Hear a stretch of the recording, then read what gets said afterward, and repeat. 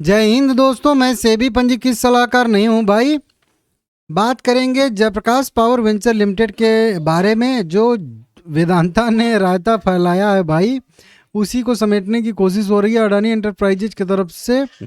जो भी याचिका दायर की गई थी और वेदांता की तरफ से क्या आगे सुनवाई होने वाली है, क्या अभी तक हुआ है, क्या हो चुका है, ये सब कुछ हम लोग इस वीडियो में देखने वाले हैं। अडानी जेपी एसोसिएट तो चलिए डीलिस्ट तो अभी नहीं हुई है, लेकिन ट्रेडिंग उसकी सस्पेंड कर दी गई है। अब मेन बचा है जेपी पावर। आगे जो भी इन दोनों के लड़ाई के बीच के निर्णय आएंगे वो सीधा सीधा इफेक्ट डालेंगे जयप्रकाश पावर वेंचर लिमिटेड पे, मतलब जेपी पावर पे। बाकी जेपी एसोसिएट वहीं बता ही रहा हूँ कि वो तो ट्रेडिंग बंद ही है, तो उस पर कुछ प्रभाव पड़ना नहीं है, ठीक है ना। और इसीलिए मैं जेपी पावर के नाम से ही ये वीडियो बनाता हूँ, ताकि ये मैटर अब केवल जो भी आएगा वो जेपी पावर पे ही असर डालेगा, किसको मिलता है किसको नहीं मिलता है। बहुत सारे लोगों का लॉजिक है कि वेदांता भी तो बड़ी कंपनी है, वेदांता को भी अगर 24% हिस्सेदारी जेपी पावर की मिलेगी तो ये भी तो बढ़िया है, बढ़िया प्रमोटर है। बढ़िया प्रमोटर की बात नहीं है, किसकी कितनी औकात है मेन बात है। वेदांता को खुद का कर्ज चुकाना है और इसीलिए कंपनी डिमर्जर कर रही है। आप लोगों को पता होगा, नहीं पता है तो पता करिए। अब जब कंपनी को अपना खुद का डेट इतना जो है ज़्यादा चुकाना है, अब उसमें 15,000 करोड़ रुपये, 17,000 करोड़ रुपये इस अधिग्रहण का भी पेमेंट करना पड़ेगा, तो ये अतिरिक्त जो है बोझ हो गया। उसके बाद कहीं जाके जेपी पावर को सपोर्ट करेगी, मतलब समझ रहे हो, ये थोड़ा ये लॉजिक नहीं लग रहा है। ये चीज़ अडानी के पास फ्री है कुल मिला के। हाँ, डेट होगा इसके पास भी, कोई बात नहीं है, लेकिन ये उस स्थिति में नहीं पहुंची है कि नहीं इसको अपने एसेट बेचने पड़ेंगे या ऐसे करके जो है पेमेंट करने पड़ेंगे। जो भी कर्ज हैं वो आसानी से चुकता हो रहे हैं। तो वहीं अडानी पावर और वेदांता में मैं नहीं कहता हूँ कि नहीं, अडानी पावर वेदांता से बढ़िया कंपनी है, लेकिन अगर होल्डिंग की बात करेंगे तो 24% स्टेक अडानी पावर के पास बढ़िया रहेगा, अच्छा रहेगा, ठीक है ना। अब चलिए प्रोसेस की बात कर लेते हैं, क्या क्या आगे हुआ है अभी और क्या होने वाला है। तो देखिए, सबसे पहले दिवालियेपन के बाद, अधिग्रहण के बाद अदानी समूह ने जेपी की परिसंपत्तियों के रणनीतिक विभाजन मतलब अलग अलग करने की योजना है। तो वहीं वाला रिपोर्ट फिर से लिखा जा रहा है, एक्सक्लूसिव रिपोर्ट यहाँ पे लिखी जा रही है। लेकिन ये वही वाला मैटर है, आप लोगों को समझा दूं कि जो अडानी पावर ने कहा था कि हम जो है जेपी पावर के 25% स्टेक भी खरीदेंगे और जयप्रकाश एसोसिएट लिमिटेड के पावर बिजनेस को भी खरीदेंगे।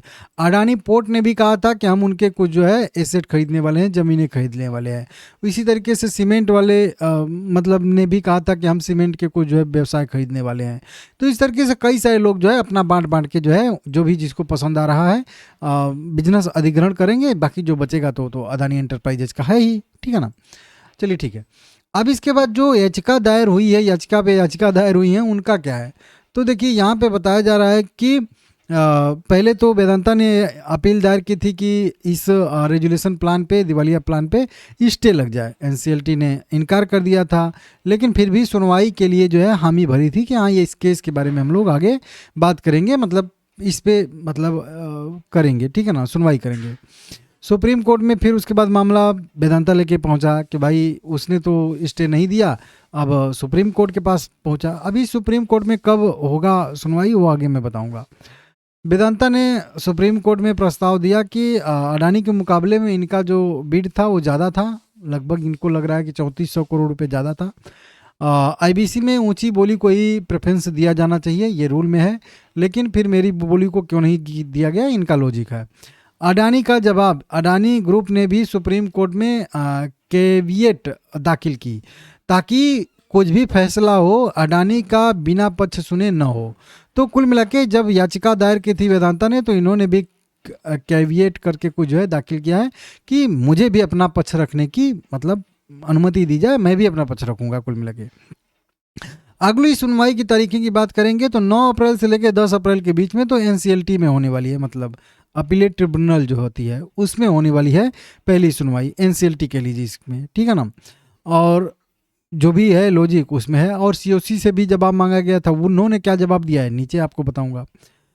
सुप्रीम कोर्ट की बात करेंगे, सुप्रीम कोर्ट में यह जो है 31 मार्च के आसपास याचिका दायर की गई थी, अभी 2-3 दिन पहले। अब ये दूसरे या तीसरे हफ्ते में हो सकती है, अप्रैल के दूसरे, मतलब ये जो हम लोगों का हफ्ता चला है, मान के चलिए 15 से मतलब 20 तारीख के बीच में ये जो है सुप्रीम कोर्ट में भी सुनवाई होने की उम्मीद है। तो ये कुल मिला के आपको 10 तारीख का डेट भी और लॉजिक के हिसाब से कह लीजिए कि 20 तारीख का भी डेट, 10 अप्रैल और 20 अप्रैल दोनों डेट आपको नोट करके रखने होंगे। मुख्य विवाद आप लोगों को बता ही चुका हूँ कि क्या है, दोनों लोगों का पेमेंट करने का फंसा है। अब मेन चीज़ है कि सीओसी से 1 हफ्ते के अंदर जवाब मांगा गया था।